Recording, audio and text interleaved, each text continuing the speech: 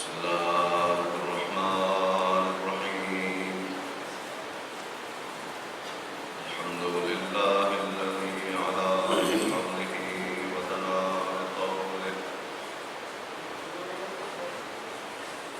مالك كل غنيمة وفضل وكاشف كل عظيمة وهزل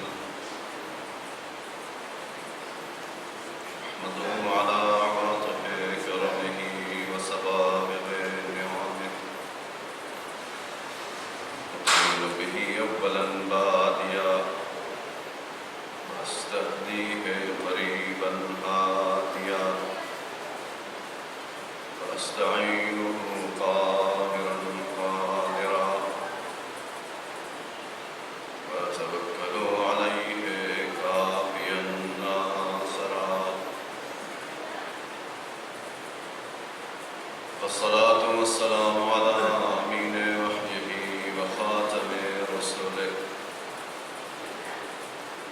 بشير رحمته ونذير نقمته سيد الأولين والآخرين بالقاسم محمد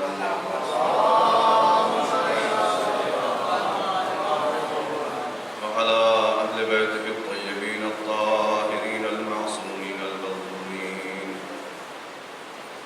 الذين من والاهم فقد والاه الله ومن عاداهم فقد عاد الله ومن أحبهم فقد أحب الله ومن أبغضهم فقد أبغض الله ولعنة الله على أعدائهم أعداء الله إلى يوم لقاء الله أما بعد فقد قال الله سبحانه وتعالى وقوله الحق أعوذ بالله من الشيطان الرجيم بسم الله الرحمن الرحيم قالوا لو كنا نسمع أو نعقل ما كنا في أصحاب السعير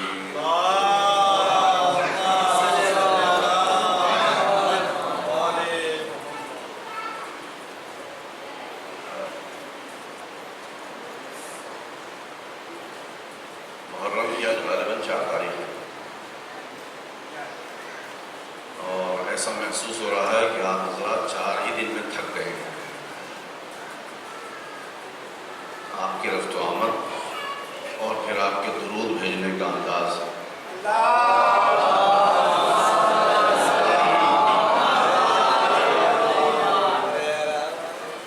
اگر زحمت نہ ہو تو آ جائیے. جو جوان جو دیوار پکڑے ہوئے ہیں وہ بھی آگے آ جائے. یہ جو جوان دیوار پکڑے ہوئے ہیں شاید یہ اپنے فیوچر کو نظر میں رکھے ہوئے ہیں کہ ابھی سے عادت کر لیں دیوار پکڑنے کی.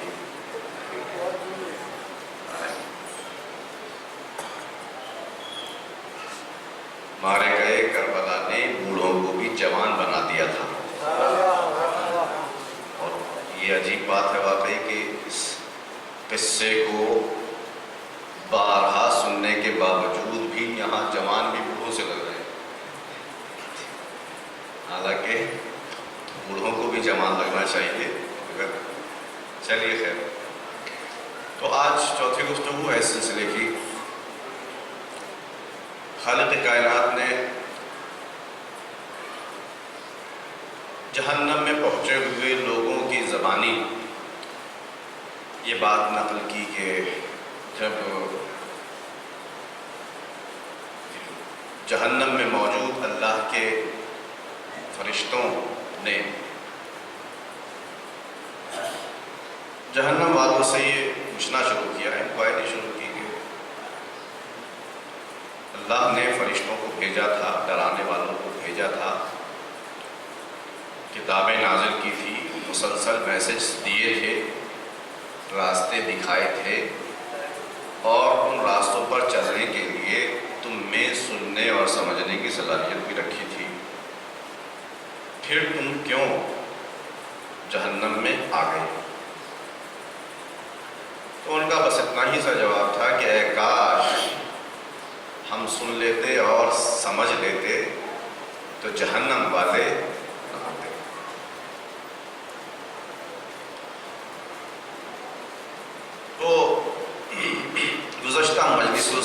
چند ایک جملے اپنی بات کو آگے بڑھانے کے لیے یہ سوال بار بار دہرانا مناسب ہے کہ کیا تمام انبیاء اعظام اور اللہ کے رسول ایسے لوگوں کے درمیان بھیجے گئے تھے کہ جو سن نہیں سکتے تھے، سمجھ نہیں سکتے تھے؟ یقیناً اگر ایسے لوگوں کے درمیان اللہ بھیجتا تو شاید اتنا مناسب نہ ہوتا، جو سن نہیں سکتے اور سمجھ نہیں سکتے۔ اور تاریخی حقیقتیں بھی ہمیں اس بات کی طرف متوجہ کرتی ہیں کہ اللہ نے ہمیشہ اپنے رسولوں کو، پیغمبروں کو انہی لوگوں کے درمیان بھیجا کہ جو بہت سمجھ بوجھ رکھتے ہیں، جو بہت سمجھ بوجھ رکھتے ہیں، ان کے درمیان بھیجا۔ اور مسلسل آپ دیکھ سکتے ہیں، انبیاء کرام کی تاریخ کو اٹھا کر دیکھ سکتے ہیں کہ پوری ایک ڈیبیٹ سمجھ لیجیے اس کو، ڈسکس سمجھ لیجیے اس کو، تاریخ قرآن میں جب آپ اٹھ کے دیکھیں گے کہ مسلسل گفتگو ہے انبیاء اور مشرکوں کے درمیان، جو انبیاء کا انکار کرتے ہیں، مسلسل گفتگو ہے ان کے درمیان۔ انبیاء آ کر کے مشرکوں کو، کافروں کو بار بار پیغام توحید سناتے ہیں اور مشرکین ان کا انکار کرتے ہیں اور مختلف بہانے لے کر آتے ہیں۔ انکار کرنا اور اس پیغام توحید کو قبول نہ کرنے کے لیے بہانے لے کر آنا اس بات کی دلیل ہے کہ یہ سنتے بھی خوب ہیں اور سمجھتے بھی خوب ہیں۔ لیکن اس سننے اور سمجھنے کے بعد ایک پوائنٹ اور ایک منزل ایسی ان کے وجود میں ہے کہ یہ سننا اور سمجھنا وہاں جا کر اٹک جاتا ہے، اس کے بعد آگے نہیں بڑھ پاتا، جس کی بنیاد پر یہ اللہ کی وحدانیت کا کلمہ نہیں پڑھ پاتے اور جس کی بنیاد پر یہ انبیاء کے پیغام کو قبول نہیں کرتے، وہاں جا کر اٹک جاتا ہے۔ اور وہ وہی میٹر ہے کہ جس کو میں نے گزشتہ مجلسوں میں عرض کیا کہ لوگ سنتے بھی ہیں، سمجھتے بھی ہیں، اور اللہ کے انبیاء تمام اپنے اختیارات کے باوجود، پوری کائنات پر ان کا اختیار ہے، اس کے باوجود وہ اس جگہ آ کر ٹھہر جاتے ہیں۔ اب یہاں کسی کافر یا کسی مشرک کو اس مرحلے پہ آنے کے بعد یہ نہیں کہتے کہ مسلمان ہو جا اور وہ فوراً مسلمان ہو جاتا ہے، تم مومن بن جا، وہ فوراً مومن بن جاتا ہے، یہ نہیں کہتے۔ کیوں نہیں کہتے؟ اس لیے کہ اللہ کی مشیت اور اس کا ارادہ یہ ہے کہ اس جگہ پر آ کر جن انبیاء، جن اولیاء، جن معصومین کا دائرہ اختیار ہر چیز کے اوپر غالب ہے، وہ یہاں آ کر ٹھہر جائے، رک جائے، اب اس کے بعد ان کا اختیار نہ چلے۔ چند ایک مثالیں عرض کی تھی میں نے آپ کے سامنے، اور یہ معجزات مسلسل آج بھی دیکھ سکتے ہیں آپ۔ وہ چاہیں تو کیا نہیں ہو سکتا، وہ چاہیں تو کیا نہیں ہو سکتا۔ آپ بہت سخت بیمار ہیں، ایسے کہ ڈاکٹروں نے جواب دے دیا کہ ان کو لے جائیے، اور ڈیڈ لائن دے دی، گھر پہ بستر پر لے جائیے، 2 مہینے بعد، 4 مہینے بعد، 6 مہینے بعد، اب اس مدت میں جو ان کا دل چاہے وہ کھلائیے، جو ان کا دل چاہے ان کو دکھائیے، جو ان کا دل چاہے سنائیے، اس لیے کہ آخری ٹائم ان کا آ گیا ہے۔ آپ مولا کے شہرائی، آپ نے اپنے مولا سے لو لگائی کہ مولا ساری دنیا نے مجھے چھوڑ دیا، کیا آپ بھی مجھے چھوڑ دیں گے؟ لو لگی آپ کی، مولا نے اپنا کرم دکھایا، نقشہ پلٹ گیا۔ اب جو اگلے دن ٹیسٹ کرانے کے لیے گئے، چیک اپ کرانے کے لیے گئے، تو ڈاکٹر وہ بار بار اس کی رپورٹس اٹھا کے دیکھ رہے ہیں کہ کل یہ تھا، آج ایسا ہے، کل تاریکی ہی تاریکی تھی، آج क्या हुआ है इस बीच में? वो उन्होंने दोबारा से चेकअप किया, दोबारा से चेकअप किया अपना शक मिटाने के लिए, फिर वही निकला। कल बिल्कुल नाउमीदी थी, आज उम्मीद ही उम्मीद दिखाई दे रही है। ये हुआ क्या है? ये बीच में हुआ क्या है? बताओ तो, माजरा क्या है? ऐसे वाकयात बहुत हैं। लोग यहां से गए लंदन इलाज कराने के लिए, कैंसर था, ब्लड कैंसर, सारे हर किस्म के इलाज करा दिए, कोई फायदा नहीं था। लंदन गए थे इलाज कराने के लिए, वहां भी इलाज कराया, कोई फायदा नहीं हुआ। डॉक्टर ने आखिर में हाथ छोड़ दिए कि अब इसके बाद हमारे पास कोई चारा नहीं है। लेकिन बंदे खुदा ने रात में वहीं से बैठे बैठे 8वें इमाम हजरत अली रज़ा अलैहिस्सलाम से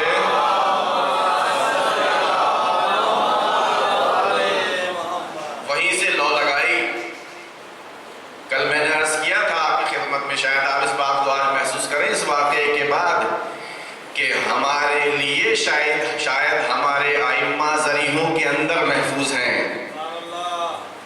मगर उनके लिए कोई फर्क नहीं पड़ता कि हम यहाँ हों कि वहाँ हों, उनके लिए कोई फर्क नहीं पड़ता। उसने वहीं बैठे बैठे वहाँ से लौ लगाई कि मौला, अल्लाह ने आपको बड़ी इज्जत दी है, अल्लाह की बारगाह में आपका बड़ा मकाम है, अल्लाह की बारगाह में आप वजी हैं, अल्लाह की बारगाह में आप ऐसे हैं वैसे हैं, सारी अपनी बातें रखी, और अगर आप ऐसा कर दें तो कितना अच्छा फला। और खुलासा ये कि रात में किसी पहर लौ लगाने के बाद जो आंख लगी तो मौला की जियारत भी नसीब हुई, मौला की शफाअत भी नसीब हुई, सेहत भी नसीब हुई। और अब अगले दिन जो डॉक्टर्स आकर चेकअप करते हैं दोबारा से फाइनल डिसीजन लेने के लिए, तो देखा कि रात ऐसी हालत थी कि अब मरे कि तब मरे। अब ऐसी हालत है कि लोग इन्हीं के वास्ते से मुसलमान होना चाहते हैं। अरे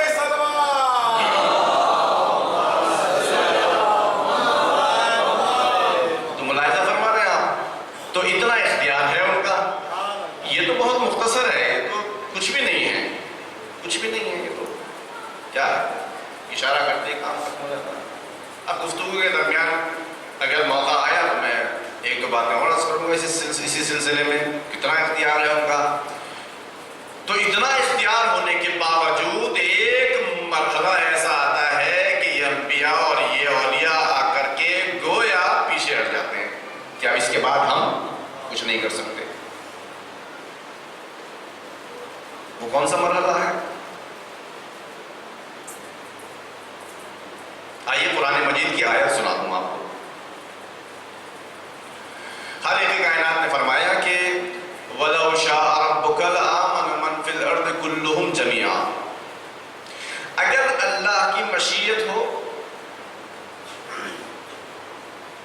तो, अगर अल्लाह का इरादा हो तो लआमना, यकीनन मोमिन हो जाए। कौन मोमिन हो जाए? मन फिल अर्द, जितने भी लोग जमीन पर हैं।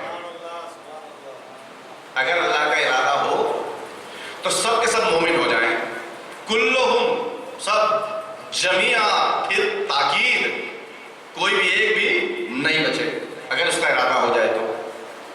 उसके बाद फिर फरमाया कि अफा अंता तुक्रिहुन नास हत्ता यकूनु मुमिनीन, ऐ पैगंबर, क्या तुम लोगों को जबरदस्ती मोमिन बनाना चाहते हो? मैंने अर्ज किया ना आपकी खिदमत में कि हुजूर अक़दस इतनी मेहनत करते हैं, शब रोज मेहनत कर रहे हैं, पैगाम पहुंचा रहे हैं, अमल कर कर के दिखा रहे हैं, लोगों को झंझोड़ के बेदार करने की कोशिश कर रहे हैं कि किसी तरह से ईमान ले आए ताकि नजात वाले बन जाएं। और ये उनके रहमतुल लिल आलमीन होने का तकाजा भी है कि दुनिया में कोई भी एक इंसान अल्लाह की रहमत से दूर न रहने पाए, ये उनकी रहमत का तकाजा भी है। लिहाजा उसी रहमत के साए में हुजूर इतनी मेहनत कर रहे हैं कि खुद अल्लाह फरमाता है कि इतनी मेहनत क्यों कर रहे हो कि तुम अपने आप को हलाक कर ले जाओ। तो अल्लाह का इरादा अगर हो तो सब के सब मोमिन हो जाएं, लेकिन अल्लाह का इरादा ये नहीं है कि लोग जबरदस्ती मोमिन हों। जी, अब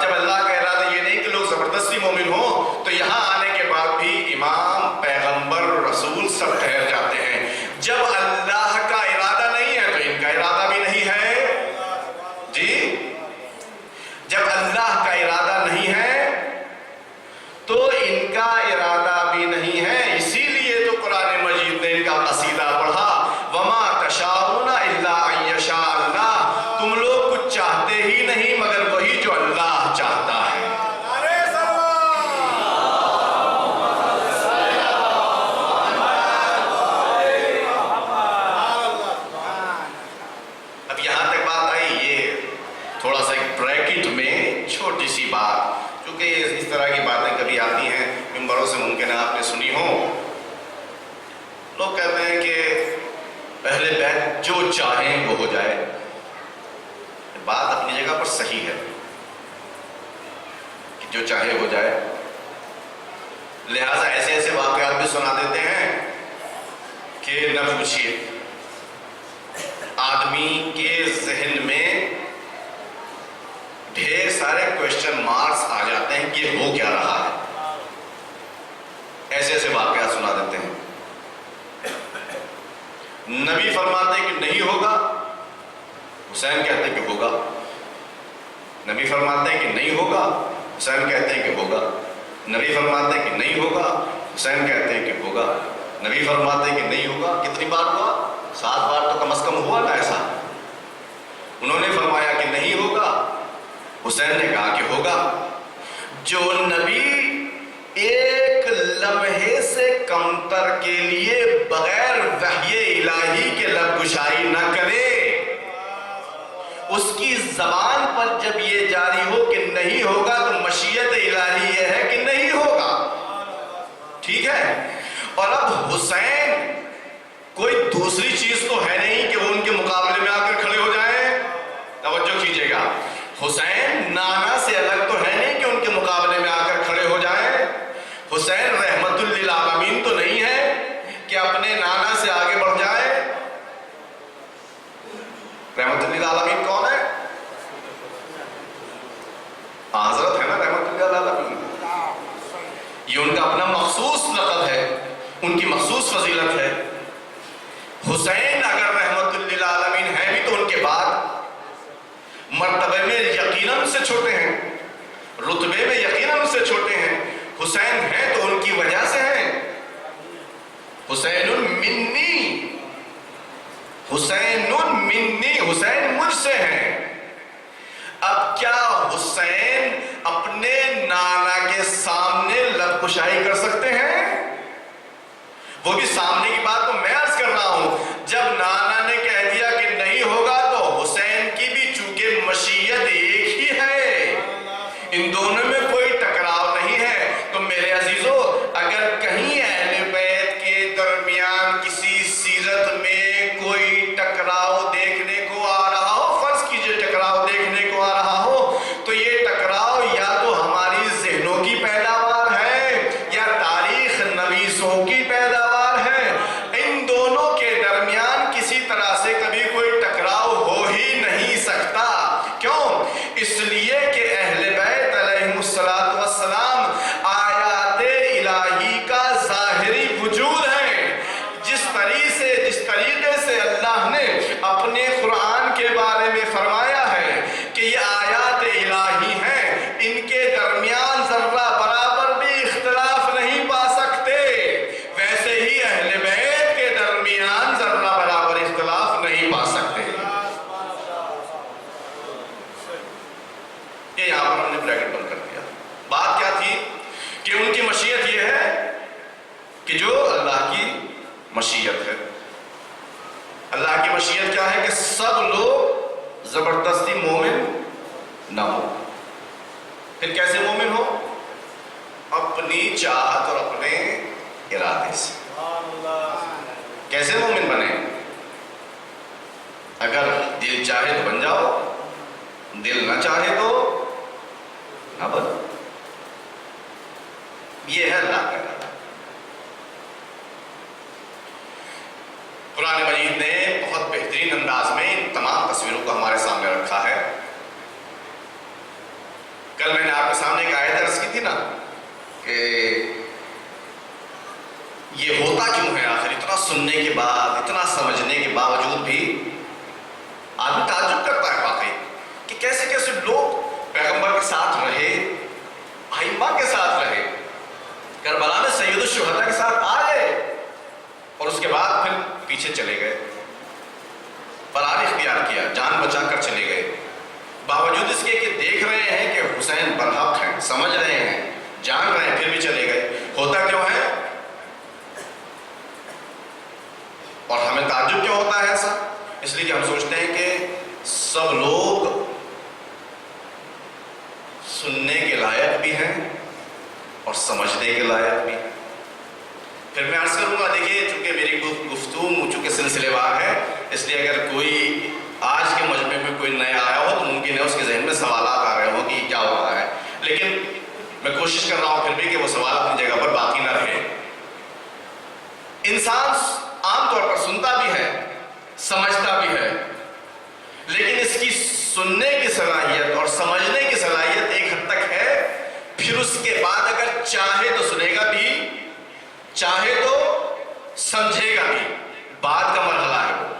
تو اب یہ جو ہم لوگ کہتے ہیں کہ لوگ پیغمبر کی باتوں کو سن بھی رہے تھے، لوگ پیغمبر کی باتوں کو دیکھ بھی رہے تھے، ان کے کیریکٹر کو دیکھ بھی رہے تھے، ان کے ساتھ اٹھ بھی رہے تھے، بیٹھ بھی رہے تھے، پھر بھی ایسا کیا ہوا کہ ادراک بند نہیں ہوئی اور پھر انہوں نے حضور کی سنت و سیرت سے منہ موڑ دیا؟ یہ کیسے ممکن ہے؟ یہ کیسے پاسبل ہے؟ جی یہ تعجب یہاں تک بہتر ہے، مناسب ہے کہ جب سن رہے ہیں اور سمجھ بھی رہے ہیں تو پھر ایسا کیوں ہوا، لیکن اگر اس سننے کی صلاحیت کو اور سمجھنے کی صلاحیت کو ان کے ارادے سے جوڑ دیا جائے تو یہ تعجب ہمارا ختم ہو جاتا ہے، اس لیے کہ اللہ نے ارشاد فرمایا کہ ام تحسبوا ان اکثرهم يسمعون ويعقلون، کیا تم یہ گمان کر رہے ہو کہ ان میں سے اکثر لوگ، یہ جو کافر ہیں، جو مشرک ہیں، یہ لوگ اکثر لوگ سنتے بھی ہیں اور سمجھتے بھی ہیں؟ کیا تم یہ گمان کرتے ہو کہ یہ سنتے بھی ہیں اور سمجھتی بھی ہیں؟ انہم الا کالانعام، یہ تو صرف چوپائے جیسے ہیں، ان کی حقیقت کچھ اور نہیں ہے۔ اب توجہ فرمائیے گا، توجہ فرمائیے گا، اللہ نے کیا فرمایا؟ کیا تم یہ سمجھ رہے ہو کہ اکثریت، میجورٹی سنتے بھی ہیں اور سمجھتے بھی ہیں؟ اس کا سوال کا سیدھا سا مطلب یہ ہے کہ یہ جو میجورٹی تم دیکھ رہے ہو، یہ جو اکثریت تم دیکھ رہے ہو، یہ اس معنی میں نہ سمجھنے کے لائق ہے نہ سننے کے لائق ہیں۔ توجہ کیجئے گا، نہ یہ سن سکتے ہیں نہ سمجھ سکتے ہیں۔ کس معنی میں؟ اس معنی میں کہ اگر یہ سنتے اور سمجھتے تو ہدایت یافتہ ہو جاتے۔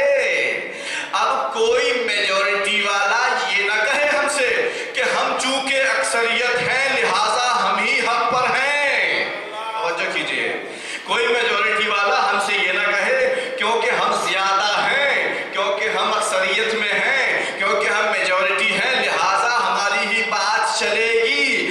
اللہ نے اعلان کر دیا میجورٹی میں ہونا، اکثریت میں ہونا تمہارے حق پر ہونے کی دلیل نہیں ہے۔ صلوات بھیجیے محمد و آل محمد پر۔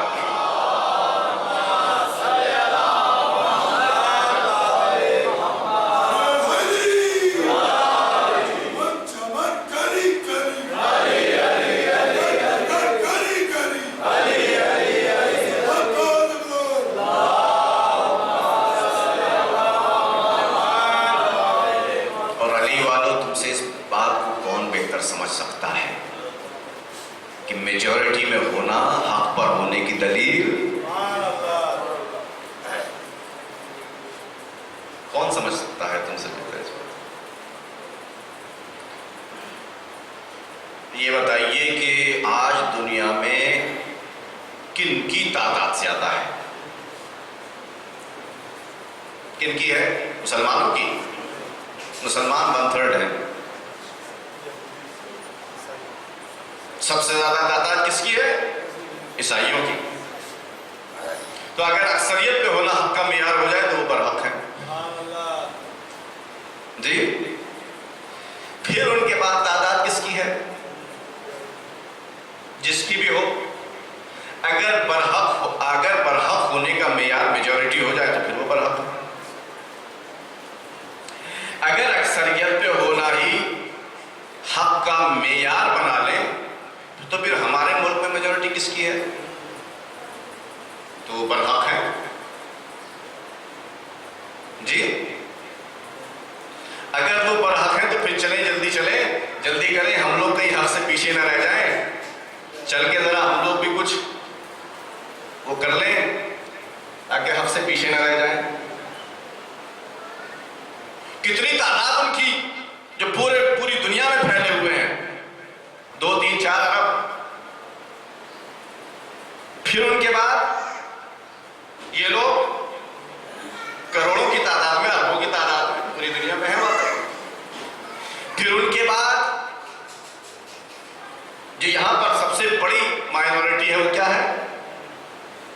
ہندوستان میں ہمارے سب سے بڑی مائنورٹی کیا ہے؟ آپ لوگوں کو تو پتا ہے الحمدللہ، نیوز میں رہتے ہیں آپ لوگ جی، ہمارے بڑے بھائی لوگ ہیں، اتنی بڑی تعداد، ان کے بعد پھر اور بہت سارے لوگ، اور ہم علی کے ماننے والے کتنے ہیں؟ کتنے؟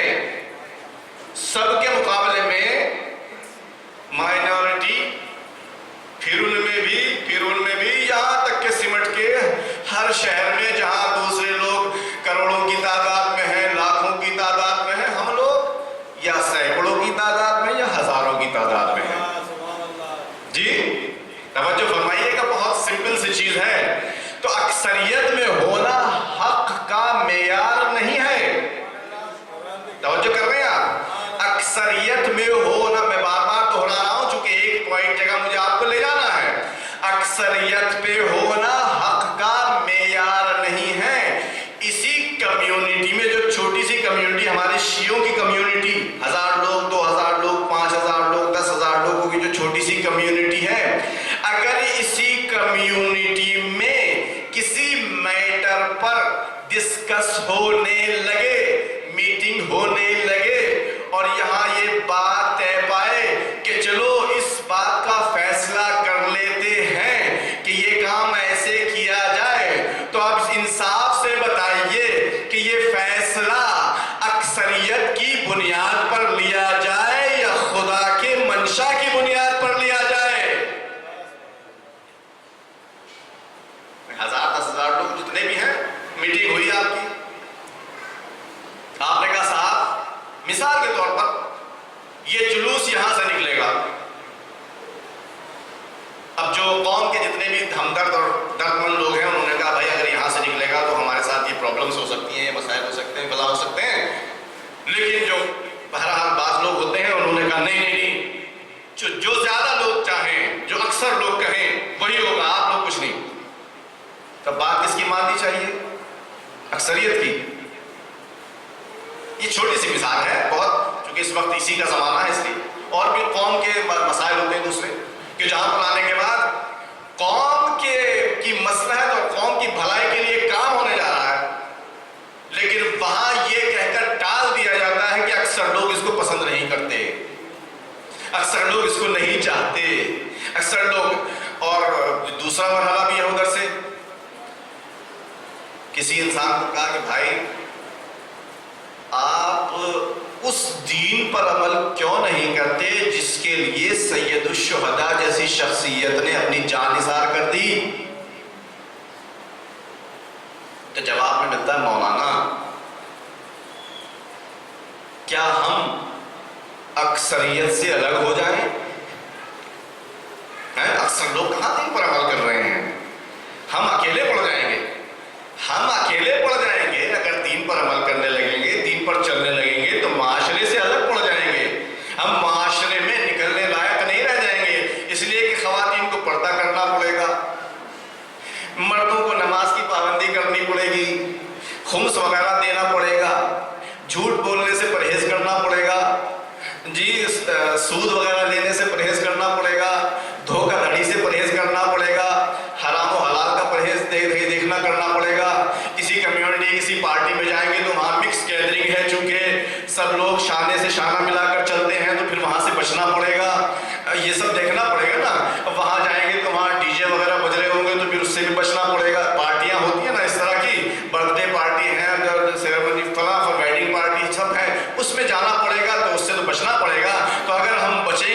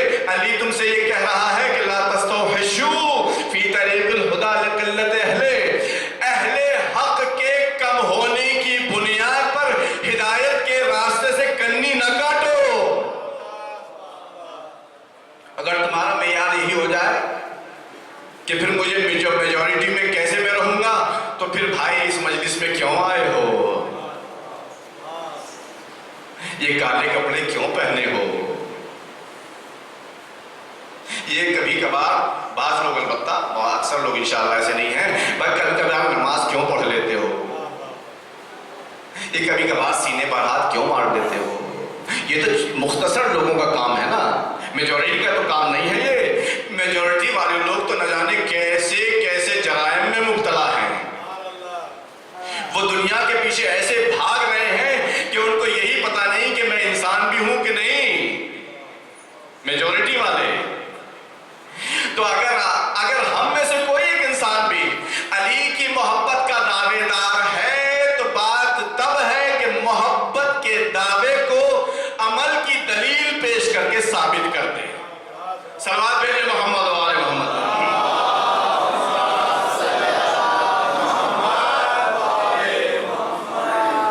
اکثریت ہونا معیار حق نہیں ہے۔ معیار حق کیا ہے؟ علی مع الحق والحق کو علی صاحب کو یاد ہے، الحمدللہ سب یاد ہے آپ کو۔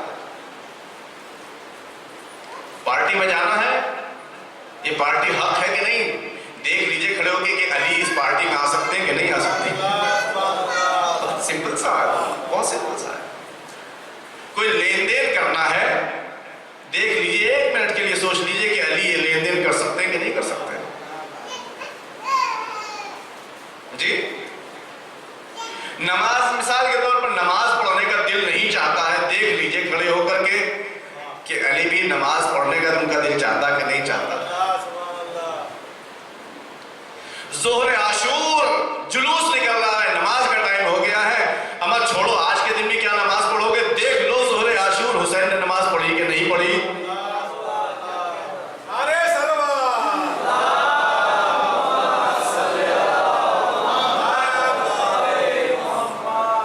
کیسے کیسے جری لوگ ہوتے ہیں لوگ۔ اب تھوڑا تھوڑا سا آگے آ جائیے، زحمت نہ ہو تو ذرا ذرا سا آگے آ جائیے تو مجھے آپ تک پہنچنے میں آسانی ہو جائے گی۔ اور صلوات پڑھ دیجیے محمد و آل محمد پر۔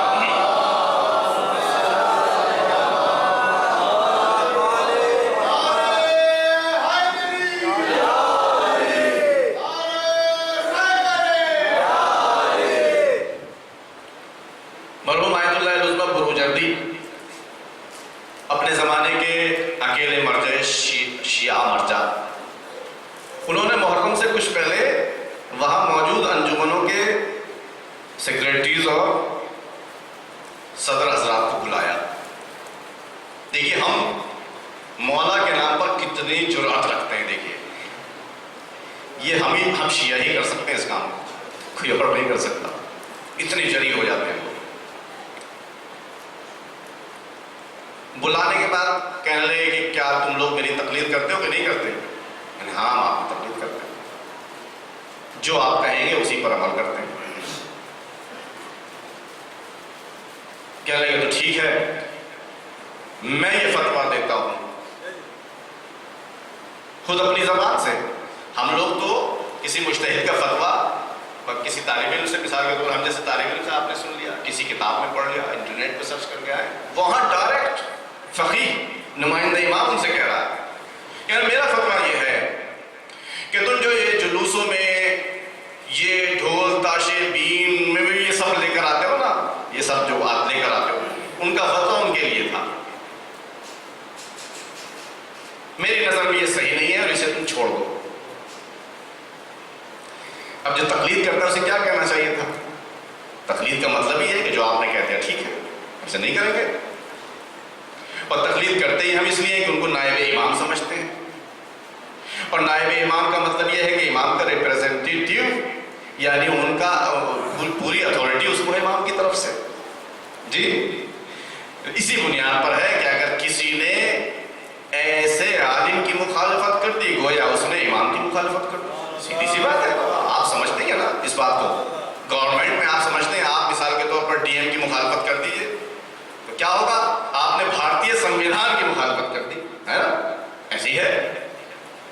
اور انہوں نے کہا کہ میری نظر میں یہ صحیح نہیں ہے، لہذا تم لوگ یہ اس بات سے چھوڑ دو اس کو۔ اب جواب سنیے ان کا، ہمارے اور ان کے جواب میں کوئی خاص فرق نہیں ہے۔ ان تمام لوگوں نے ایک جگہ اکٹھے ہو کر کہا کہ مولانا سال بھر ہم آپ کی تقلید کرتے ہیں، کرتے مولا کے معاملے میں آپ کی ہم کوئی تقلید نہیں کرتے۔ کتنا انسان کو جرأت مند ہونا چاہیے کہ مولا جس نے جان ہی دی ہے اسی دین کی حفاظت کے لیے، اور وہ مرد تقلید اور وہ عالم دین بھی اپنی پوری ایڑی چوٹی کی جان لگائے ہوئے ہیں اسی دین کو پہنچانے کے لیے، اور میں جیسا طالب علم آ کر اسی دین کو پامال کرنے کے لیے مولا کے نام پر قدم بڑھا رہا ہوں۔ تو اب بتائیے حسین ایسے انسان کو کیا انعام دے گا؟ کہے گا میرا عزادار ہے، میرا ماننے والا ہے، میرا چاہنے والا ہے۔ یہ بات میرے لیے قابل ہضم نہیں۔ اگر آپ کو کسی کو اس کے علاوہ کچھ اور سمجھ میں آتا تو مجھے ضرور آپ بتا دیجیے گا تاکہ میں اپنی بات کی اصلاح کر دوں۔ میں اپنی بات کو آگے بڑھانے سے پہلے آپ سے میری التماس ہے کہ ایک صلوات پڑھ دیجیے محمد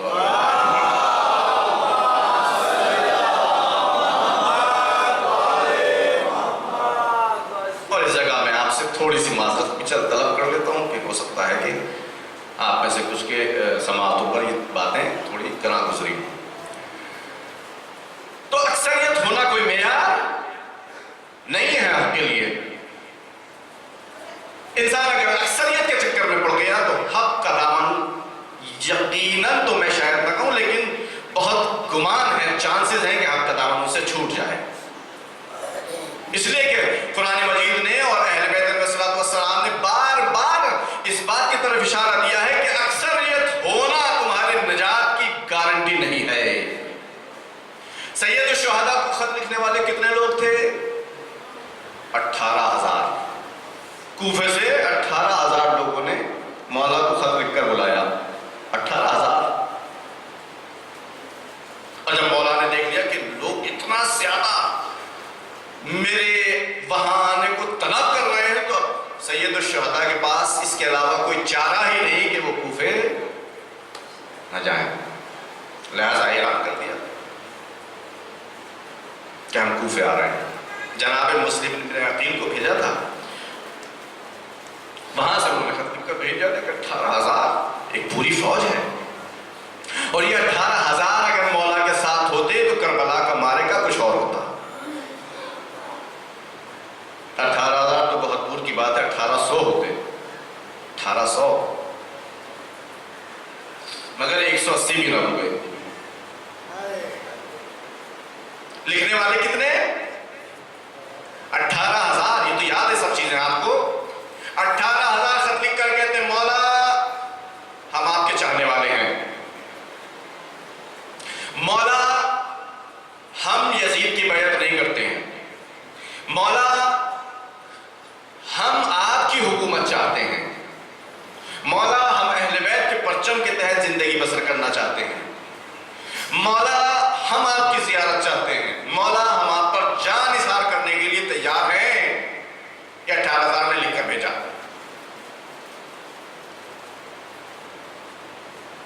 مولا چل پڑے، خط لکھ کر بھیج دیا جناب مسلم کو کہ یہ میرا نمائندہ آ رہا ہے۔ جناب مسلم کے ساتھ کیا ہوا؟ صبح 18,000 تھے، شام کو 18 بھی نہ رہے، جناب مسلم شہید ہو گئے۔ یہی کچھ کیفیت میرے مولا حسین بن علی کے ساتھ بھی ہوئی ہے۔ ایسا کیوں ہوا ہے؟ ایسا کیوں ہوا ہے میرے عزیزوں؟ توجہ کیجیے گا، مجھے میں نقطہ بار بار آپ تک پہنچانا چاہ رہا ہوں۔ ایک حد تک سننے والے سمجھنے والے بہت ہیں، مگر اس سننے کے بعد اور سمجھنے کے بعد وہ جو ارادہ ہے وہ ارادہ پختہ رکھنے والے بہت کم ہیں۔ لہذا اکثریت کو دیکھ کر کبھی دھوکے میں نہ آنا۔ ہمیشہ حق کا دامن تھامنے والے بہت قلیل مقدار میں ہوتے ہیں۔ وما آمن معه الا قلیل۔ جناب نوح کا اتنا بڑا قصہ بیان کرنے کے بعد قرآن مجید نے یہی فرمایا کہ وما آمن معه الا قلیل۔ نوح نے 950 سال تبلیغ کر دی، اس کے باوجود بھی ایمان نہ لانے والے بہت تھوڑے لوگ تھے۔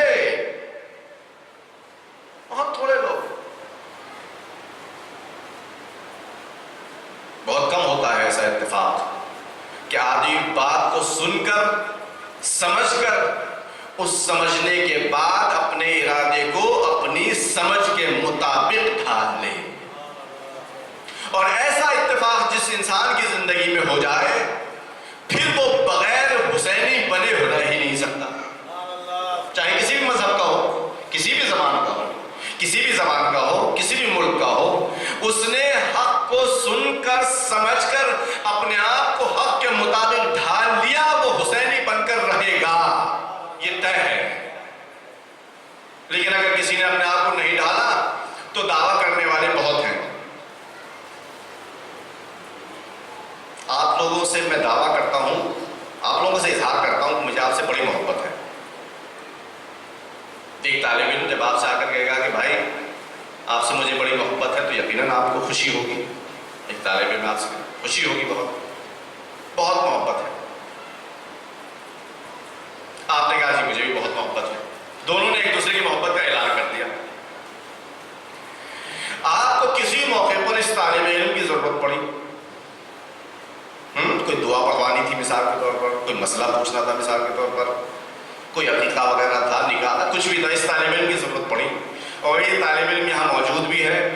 اس سے کہا کہ آئیے, آپ کو تو آپ میں بڑے محبت کرتے ہیں, آپ اس سے جی کرتا ہوں, اس میں کوئی شک نہیں, آئیے ذرا سا ہمارے گھر یہ میٹر ہے, اس کو ذرا سالو کر دیجیے, اس کو حل کر دیجیے. کہ وہ اصل میں بھی تھوڑا سا ٹائم نہیں ہے, میں بھی پھنسا ہوں, آتا ہوں, میں کال کرتا ہوں آپ کو, اور یہ کہہ کے نہیں چلتا بنا. بتائیے آپ کو کچھ لگے گا کہ نہیں لگے گا؟ لگے گا کہ نہیں لگے گا؟ کچھ فیل ہوگا کہ نہیں ہوگا؟ آپ کہیں گے نہیں, پہلی بار فیل نہیں ہوگا اتنا, پہلی بار آپ کہیں گے کہ نہیں ہو سکتا ہے واقعی ان کو کام ہو, چلیے کوئی بات, میں ٹھیک ہے میں دوسرے کو کسی کو دیکھ لیتا ہوں. آپ نے اپنا کام نکال دیا. کچھ دن گزرے تھے کہ پھر آپ کو یاد آ گیا بھائی فلاں مولانا تھے, فلاں طالب علم تھے, انہوں نے کہا تھا بہت محبت ہے, آج مجھے یہ کام ہے, ذرا ان کو کال کر کے بلاتا ہوں. السلام علیکم رحمۃ اللہ, تشریف لے آئیے, ذرا مجھے کام ہے, آپ سے تھوڑا کام ہے. کہاں سے بول رہے ہیں کہ فلاں. اب میں نے بہرحال سچ بولا یا جھوٹ مجھے نہیں معلوم, میں نے کہہ دیا کہ ہاں میں آ جاؤں گا. آپ وہاں ویٹ کرتے رہے اور میں اپنے کام میں مصروف رہا. اصل میں میرا تو صرف دعویٰ تھا نا, دکھاوا تھا نا, آپ سے محبت کا صرف اظہار تھا, محبت تو تھی نہیں کوئی خاص. محبت اگر خاص ہوتی بغیر آپ کا مطالبہ کیے ہوئے, توجہ کیجیے گا, اگر محبت واقعی ہوتی تو آپ مجھ کو مطالبہ کرتے کہ نہ کرتے, آپ مجھے انوائٹ کرتے کہ نہ کرتے. جیسے ہی مجھے معلوم ہوتا کہ آپ کو ضرورت ہے, صرف میں نے کسی دوسرے سے سنا تھا کہ آپ کو ضرورت ہے کسی طالب علم کی, تو میں چونکہ آپ سے حقیقی محبت کرتا ہوں فوراً دوڑ کر وہاں پہنچ کر اپنے اس کیے ہوئے دعوے کی دلیل پیش کرتا.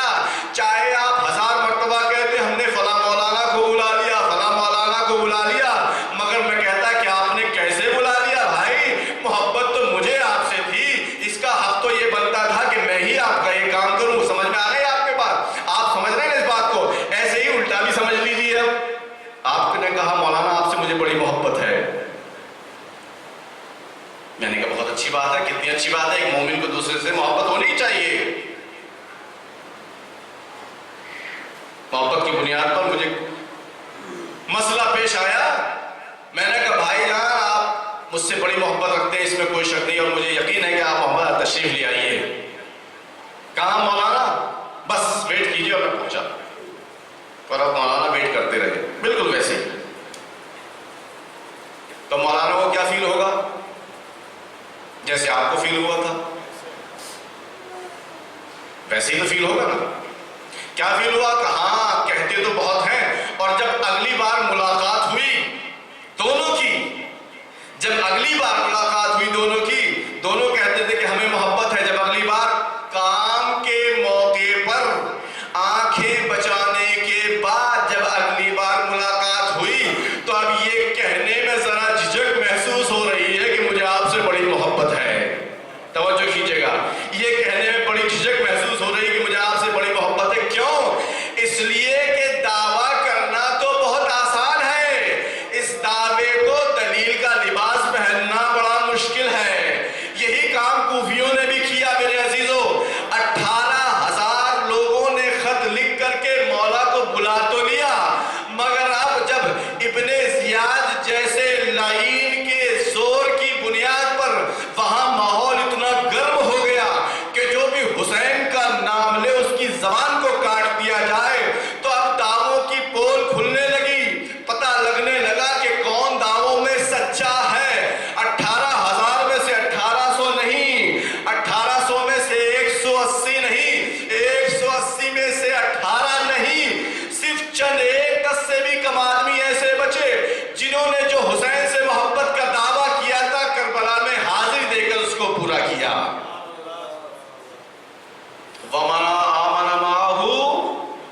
الا قلیل، نوح کے ساتھ ایمان لانے والے بہت تھوڑے سے۔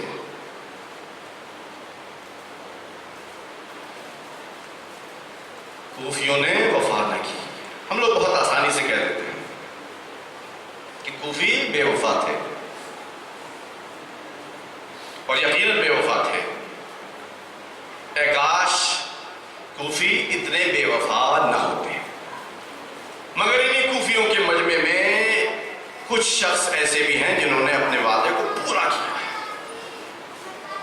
اور نہ صرف اپنے وعدے کو پورا کیا ہے بلکہ دوسروں کو بھی جھنجھوڑ کے وعدہ پورا کرنے کی یاد دلائی ہے۔ جن لوگوں نے مولا کو خط لکھا ہے اس میں سے ایک نہایت فہیم انسان، ذمہ دار انسان، ظرافتوں کو سمجھنے والا انسان، اللہ سے ہر دم لو لگانے والا انسان، دیندار انسان، اہل بیت سے عقیدت میں چور چور انسان، وہ بھی ہے جس کو ہم حبیب ابن مظاہر کہتے ہیں۔ ان کے بارے میں وہ تاریخ لکھنے والے کہتے ہیں کہ یہ، بعض لوگ یہ کہتے ہیں کہ یہ صحابی رسول بھی ہیں، لیکن ظاہر ہے اس میں تھوڑا سا اختلاف ہے کہ صحابی رسول بھی ہیں کہ نہیں، لیکن یہ طے ہے کہ صحابی امیر المومنین ہیں، اور امیر المومنین علیہ السلام کے ساتھ جنگوں میں شریک رہے ہیں۔ حبیب ابن مظاہر امیر المومنین کے ساتھ جنگوں میں شریک رہے ہیں۔ یہ تو حسین کے لشکر کے ہیں، اور امیر المومنین کے ساتھ ہی جنگوں میں شریک رہنے والا ایک انسان وہ بھی ہے جو عمر صاحب کے لشکر میں ہے۔ وہ کون ہے؟ شمر بن ذی الجوشن۔ وہ بھی کسی زمانے میں امیر المومنین کے ساتھ جنگوں میں شریک رہا، امیر المومنین کی طرف سے۔ یہ اتنا فرق کیسے آ گیا؟ ایک شمر بن رہا ہے اور ایک حبیب بن رہا ہے، حبیب ابن مظاہر۔ حبیب یعنی جو اہل بیت کو بہت محبوب ہے، ایسا بن رہا ہے انسان۔ یہ فرق کہاں آ گیا ان دونوں میں؟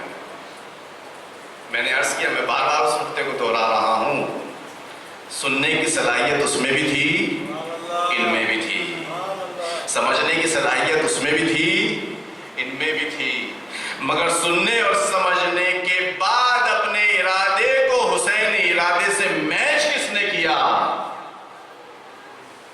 جس نے میچ کیا اس پر آپ درود بھیجتے ہیں۔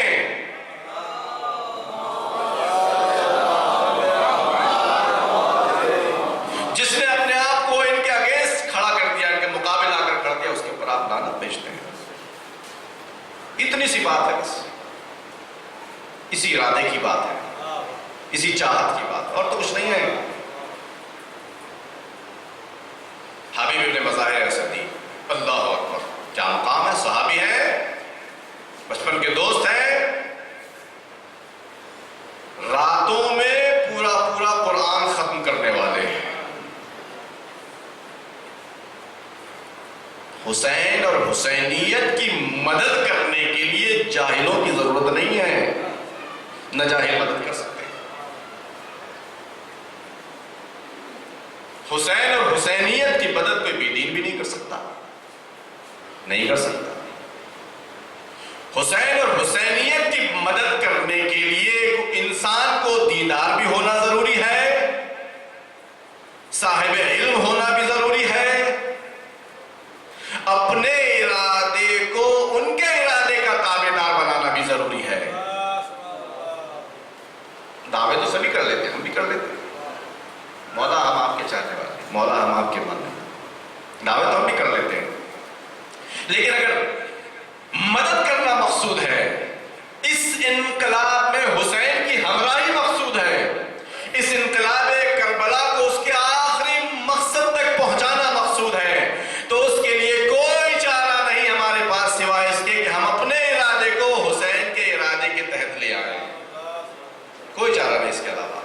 حبیب ابن مظاہر چھپے ہوئے ہیں کوفے کے اندر، اس لیے کہ ابن زیاد نے حسین کے چاہنے والوں کو ایک ایک کر کے جیل میں ڈلوایا ہے، چن چن کر۔ کون ہے حسین کا چاہنے والا، کس کس نے خط لکھا تھا، سب کو چن چن کر کے جیل میں ڈلوایا ہے تاکہ حسین کی نصرت کے لیے نہ پہنچ جائے۔ بہت سارے لوگ ایسے ہی تھے جو حسین کی نصرت کے لیے اس لیے نہ پہنچ پائے کہ ان کو جیل میں ڈلوا دیا گیا، جیسے مختار ثقفی۔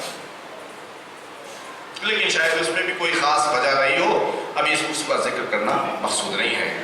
حبیب مذاہب چھپے ہوئے ہیں، مسلم ابن اوسجا یہ بھی چھپے ہوئے ہیں، انہوں نے بھی خط لکھا۔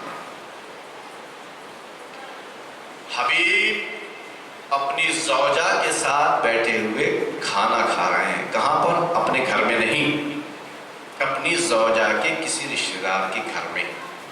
کیوں؟ اس لیے کہ اپنے گھر میں ہوتے تو ابن زیاد پکڑ کے روانہ زندان کر دیتا۔ بیٹھے ہوئے کھانا کھا رہے ہیں، اتنے میں کسی نے دروازہ کھٹکھٹایا۔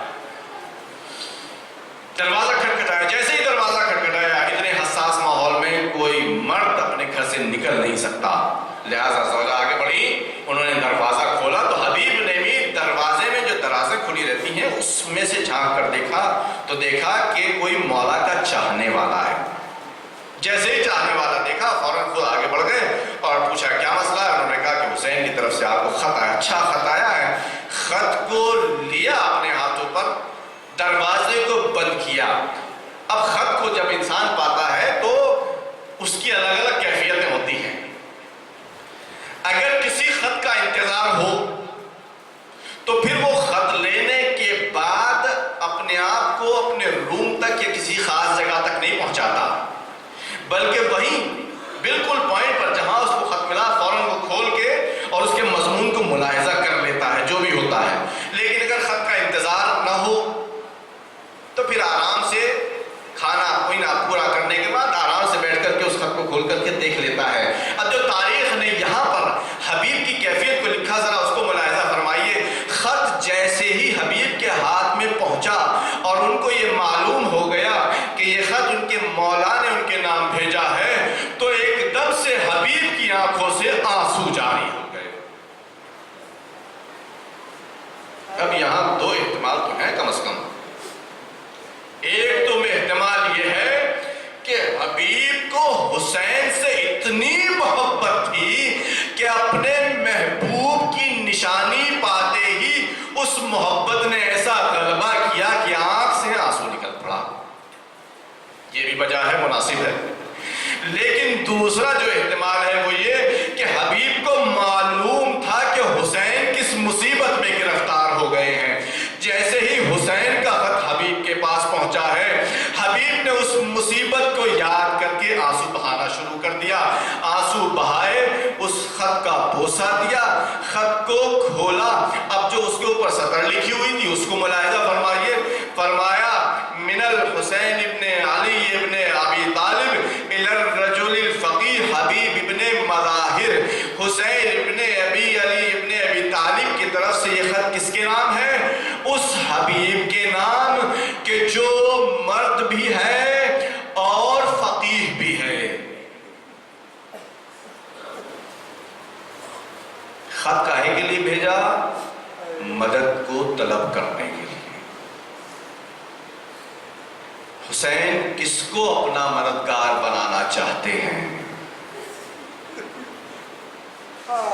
جس میں صفت مردانگی پائی جاتی ہے، جس میں فقاہت پائی جاتی ہے، جس میں علم کوٹ کوٹ کر بھرا ہوا ہے، حسین اس کو اپنا ناصر و مددگار دیکھنا چاہتے ہیں۔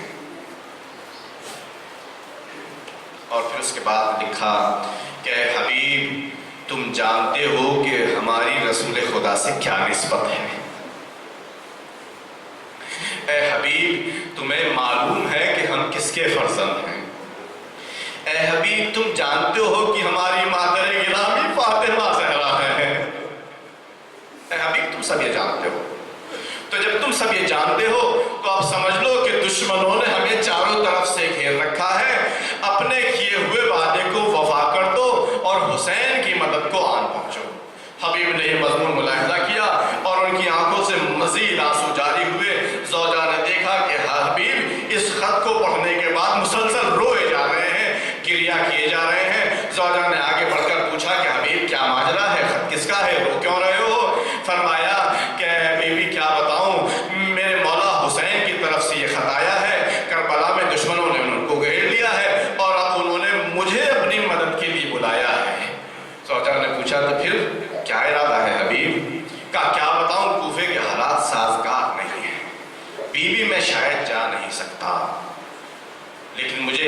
محسوس ہوتا ہے کہ اپنی زوجہ کو مطمئن دیکھنا چاہتے ہیں حبیب کہ میری زوجہ میری جدائی کے غم پر کتنا صبر کر سکتی ہے۔ اللہ اکبر۔ یہاں سے اہل حرم کی مظلومیت کا اندازہ لگائیے کہ حبیب ابن مظاہر اپنے وطن میں موجود اپنی زوجہ کے اطمینان کا کتنا خیال کر رہے ہیں۔ کیا حسین کو اپنی بیویوں کی آرام و آسائش کا خیال نہ ہوگا؟ اجرکم اللہ۔ آپ کے آنسو نکل رہے ہیں، آپ کی آوازیں بلند ہو رہی ہیں، اللہ ان آوازوں پر رحمت نازل کرتا ہے۔ اس بات کا یقین رکھیے، یہ جو آنسو آپ کی آنکھ سے ٹپک رہا ہے یہ در حقیقت اللہ سے لو جڑ جانے کا پورا پورا اشارہ ہے، اور حسین کی بارگاہ میں حاضری ہونے کا پورا پورا اشارہ ہے۔ اس کی قدر کو ہم سبھی کو سمجھنا چاہیے۔ اللہ اکبر۔ اس زوجہ حر نے کہا اچھا ایسی بات ہے تو حبیب میری پرواہ نہ کرو، حسین کی نصرت کے لیے چلے جاؤ، اس لیے کہ ہمیں کل رسول خدا کو منہ دکھانا ہے، کل فاطمہ زہرا کے سامنے سرخرو ہونا ہے۔ جب حبیب نے زوجہ کا امتحان اپنا لے لیا، ان کی طرف سے مطمئن ہو گئے، اپنے آپ کو رات کی تاریکی میں ایک ناشناس انسان کی طرح چھپا کر مسلم ابن سوسجا کے ساتھ کوفے سے باہر نکلنے کی کوشش کی، اور آخرکار کامیاب ہو گئے۔ اب ادھر جیسے ہی کوفے کی طرف سے دھول اڑتی ہوئی دیکھی، حسین جو یہاں اپنے دوست کا انتظار کر رہے ہیں، انہوں نے اپنے ساتھیوں کو آواز دی کہ آگے بڑھو۔ وہ جو کوفے کی طرف سے ایک تصویر نمایاں ہو رہی ہے، اس کے استقبال کے لیے آگے بڑھو۔ اب سب لوگ آگے چلے، حسین بھی آگے بڑھے، ادھر سے حبیب آ رہے ہیں، ادھر سے حبیب کا محبوب حسین آگے جا رہا ہے۔ ابھی عجیب دلکش منظر ہے، حبیب و محبوب میں ملاقات کا منظر ہے، لوگ خوشی کا اظہار بھی کر رہے ہیں، حسین کا مددگار جو آ رہا ہے۔ اللہ اکبر۔ اسی گہما گہمی میں یہ خبر زینب کے کانوں تک بھی پہنچ رہی ہے کہ کوئی مولا کی مدد کے لیے آ رہا ہے، زینب کو بھی یہ خبر پہنچ رہی ہے۔ اللہ اکبر۔ اب ادھر سے حبیب کو پورے استقبال کے ساتھ لایا گیا، حبیب کو حسین کے پاس بٹھایا گیا۔ زینب کو یہ خبر پہنچ گئی کہ زینب کو یہ خبر پہنچی کہ میرے بھائی کا کوئی جانثار آ گیا ہے۔ اللہ کا شکر ادا کیا، اپنی ماں کی کنیز فضہ کے ذریعے سے حبیب کو سلام کہلوا دیا۔ توجہ کیجئے گا عزیزو، جو حسین کی نصرت کے لیے اپنے آپ کو آمادہ کرتا ہے وہ زینب کے سلام کے لائق بن جاتا ہے۔ زینب جیسی شخصیت اور شہزادی حبیب کو سلام کہلوا دے، ارے حبیب کے اوپر تو لرزہ طاری ہو گیا، فوراً خیمے کے سامنے آ کر اپنی زانووں کو ٹکا دیا۔ بی بی کیا آپ کے اوپر ایسی مصیبت آن پڑی ہے کہ یہ غلام زندہ رہے اور آپ ان کو سلام کہلواتے ہیں؟ اجرکم اللہ، اجرکم اللہ۔ حبیب ابن مظاہر ایسی شخصیت، اتنی عظیم شخصیت، زینب ان کو سلام کہہ، جی ہاں۔ اللہ اکبر۔ بس شب عاشور کا ایک منظر آپ کے سامنے پیش کر کے اور اس مجلس کو تمام کر رہا ہوں۔ تمام اصحاب اپنی اپنی تیاریوں میں مصروف ہیں۔ زینب کبریٰ نے حسین کو اپنے خیمے میں بلایا اور بلانے کے بعد عرض کیا بھیا ہم اس بے وطن اور غریب الوطنی کی حالت میں دشمنوں سے گھرے ہوئے ہیں۔ کیسے پڑھوں میں آپ کے سامنے؟ زینب کبریٰ لاچاری کا اظہار کر رہی ہے، ہم بے وطنی کی حالت میں، غربت کی حالت میں دشمنوں سے گھرے ہوئے ہیں۔ بھیا کہیں ایسا نہ ہو کہ یہ جو تھوڑے بہت آپ کے جانثار بچے ہیں یہ بھی کل ہمیں دشمنوں کے سامنے چھوڑ کر چلے جائیں۔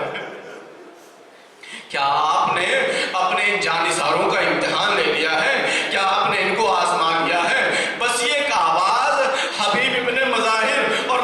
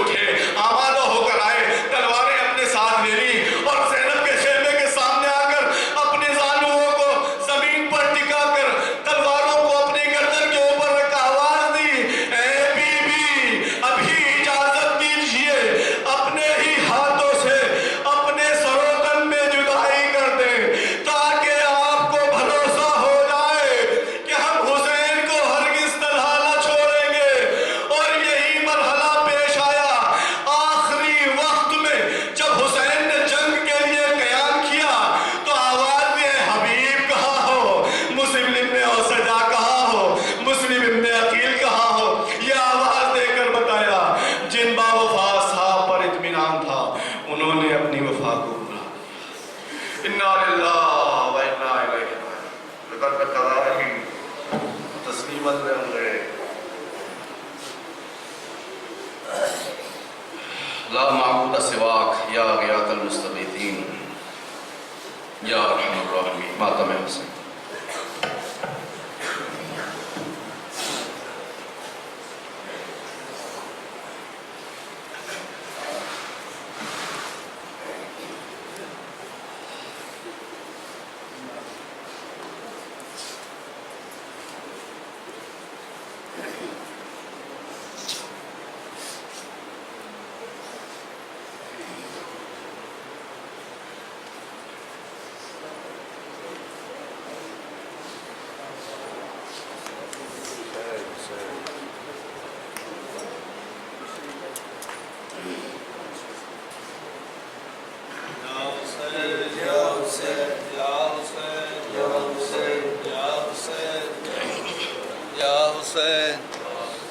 یا حسین یا